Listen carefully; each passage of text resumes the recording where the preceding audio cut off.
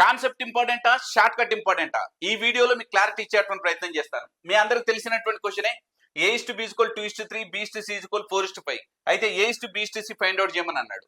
So 100లో 99% ఏ విధంగా ఇస్తారంటే ఈ విధంగా ఈ షార్ట్ కట్ వాడుతూ ఉంటారు, రైట్? సో ఇది బెస్ట్ షార్ట్ కట్టే, చూద్దాం.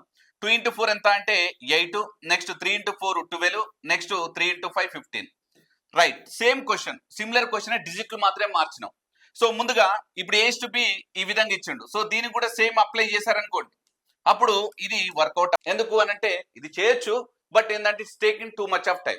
కాబట్టి ఇక్కడ షార్ట్ కట్ పని చేసింది, ఇక్కడ షార్ట్ కట్ పని చేయట్లేదు. మరి షార్ట్ కట్ పని చేయనప్పుడు ఏ విధంగా చేయాలి? బి వాల్యూస్ ని ఈక్వల్ చేయాలి. ఏం చేయాలి? బి వాల్యూస్ ని. ఇప్పుడు కాన్సెప్ట్ అండి, ఇప్పుడు కాన్సెప్ట్ చెప్పేటువంటి ప్రయత్నం చేస్తాను. చూడండి, ఇక్కడ బిలో 17 ఉంది, ఇక్కడ 51 ఉంది. మరి 17, 51 యొక్క ఎల్సిఎం ఎంత?